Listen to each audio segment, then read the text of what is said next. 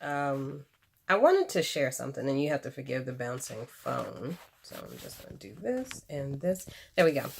Recently, my daughter and my son and I went to the free library. I love the free library. You can get access to all kinds of books, whether ebooks, audiobooks, and you don't have to pay for them, which is great because my kids are fickle. But I came across this book. I'm going to put it in the view. There we go. It's a little backwards. So it's Black Stars, African American Women Scientists and Inventors by Otha Richard Sullivan and Jim Haskins. He's the general editor. And I thought it was really interesting because I'm a female business owner. I'm an entrepreneur. And yes, it's Black History Month, which is a little cliche. I apologize. But it really caught my eye because there are plenty of people that are talked about during Black History Month throughout the year. Martin Luther King, W.E.B. Du Bois, Madam C.J. Walker. You know, those are names that we know. And that's just a few. You know, there's Malcolm X and a whole bunch of people. Those are names that we know, we hear, Rosa Parks, over and over and over again. But I thought this was a really good book, and I'm looking at it. That's why I'm looking down. Because it talks about women inventors and scientists that I wasn't even aware of. And one of the women that I stumbled upon was reading her story, because it really only gives you brief stories. You can go down the Google rabbit hole to learn more. But Sara E Goode, who was born around 1850-ish, when you look on the internet, there's a whole bunch of different information about her.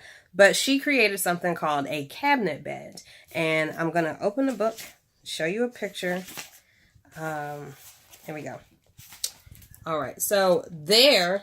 Ooh, see the cap? I'm doing it. Hold up. We'll figure this out. We'll get it together one day. Uno momento. Okay. Camera and bed. There we go. Cabinet bed. We're going to zoom out. Now, it doesn't show you what the actual... It shows you the cabinet part, but not the bed part.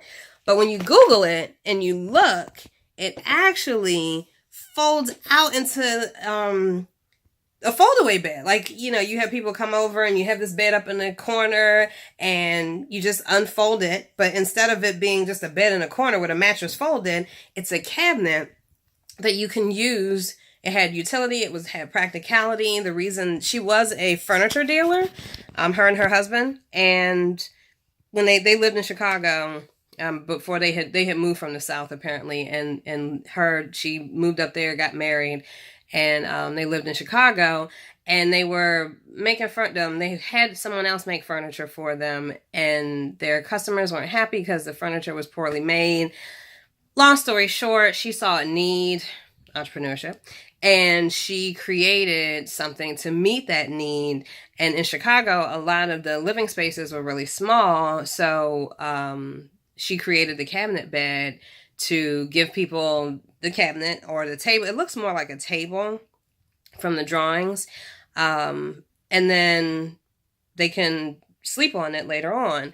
And I stumbled upon something else when I was Googling, which was have a good night. And we say it so often. And I was like, wow, that's really cool. Maybe that is where it came from. Maybe it's not, but it's just cool to think that that's what kind of started the have a good night, because she created good nights for so many people in these small spaces in the late 1800s. So I just wanted to share that. I thought it was awesome. I wanted to share the book because I thought that was awesome as well.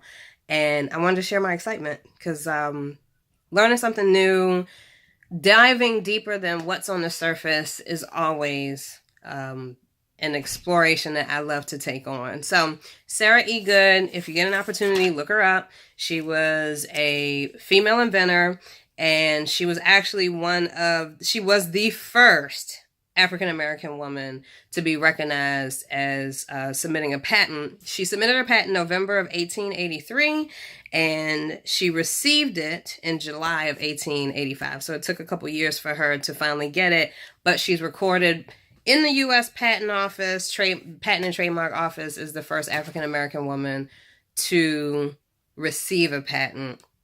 Before that, the Emancipation and the 14th Amendment, I'm scratching, a lot of women and male slave inventors were not recognized for their inventions because they were, at the time, property. And the property had created this thing, so the property owner was who received accolades for it. So the patents went underneath the slave owners. That's my little ditty. Yeah, I hope you delve into the book. The book is really good. All right, talk to you later. Bye.